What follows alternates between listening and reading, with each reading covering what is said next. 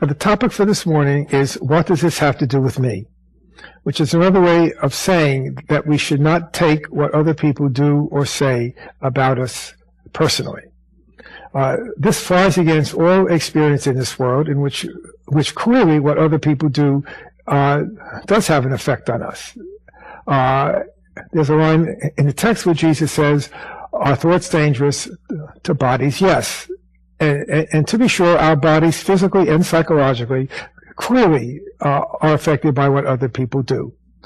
But the whole point of this course is to have us remember that we are not bodies, but we are minds. We are not figures in the dream, but we are dreamers. And therein lies our salvation, because the only thing in the entire world that can ever save us from the seeming reality of the ego thought system of guilt and fear and punishment is going back to that decision-making part in our minds and choosing differently.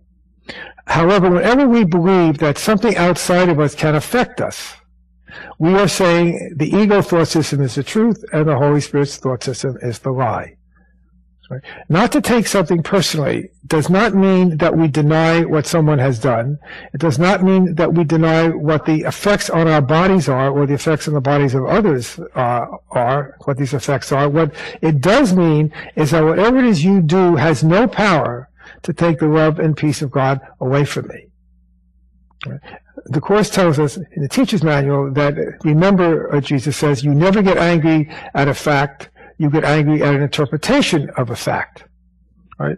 The fact may be in the perceptual world that you have indeed attacked me. You have hit me physically. You have said something unkind to me. You have hurt people that I care about. That is a fact in the perceptual world. The ego's interpretation of that fact is that what you have done was done to me. Right? The Holy Spirit's interpretation, or the right-minded interpretation, is that what you have done might have affected my body or the bodies of my loved ones, but has no effect on my mind. Indeed, nothing outside can affect my mind. Lesson 70 in the workbook makes that point very, very clear at the beginning of that lesson by saying there is nothing outside can make us happy, nothing outside can make us unhappy. That guilt does not come from what other people do, does not come from our upbringing, does not come from our genes. Guilt or any sense of inadequacy comes from a decision our mind makes to listen to the teacher of guilt rather than to the teacher of forgiveness. So that as I go through my day and I find myself reacting to other people, therein making them responsible for what I'm feeling, I need to remember, what does this have to do with me? It might have to do with me as a body, as an individual person. It has nothing to do with me as a mind. Right? This takes great training. This takes great practice over and over again. Great diligence. Great vigilance for observing how our behavior mimics what our decisions are in the mind. But it's only through that daily practice that we can truly learn that this has nothing to do with me. Ultimately, of course, since ideas leave not their source, there is no world out there, as lesson 132 makes very clear. So if there's no world out there, if there are no people out there, there are only figures in my dream, then how could they have an effect on me? Any more than when I'm asleep at night and dreaming, the figures in my dream have no effect on the person sleeping in his bed. It may have effect on what I'm feeling during the dream, but has no effect on me while I am in my bed. It has no effect on my person, on my body. Unless when I awaken, I choose to have the dream and the meaning of the dream have an effect on me. But that power to affect me does not come from the dream. It comes from my own mind.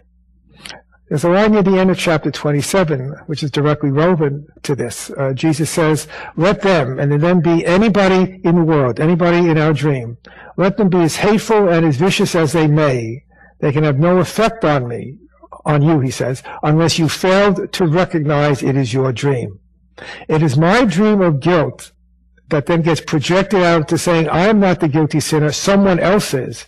It is that dream and that need to have my external dream or my worldly dream be true, it is that need that causes me to believe that people have done things to me. They have taken away my peace. They have destroyed my love. They have stolen my innocence. That is the lie. They have done no such thing. It is my dream.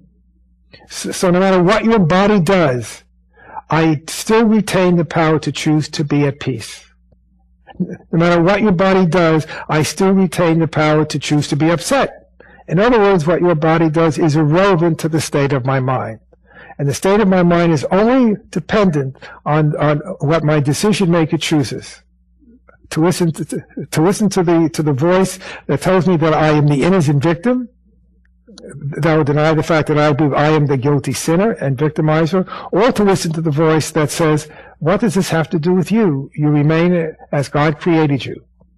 And nothing the ego has ever taught can change that fundamental fact. You remain as God created you.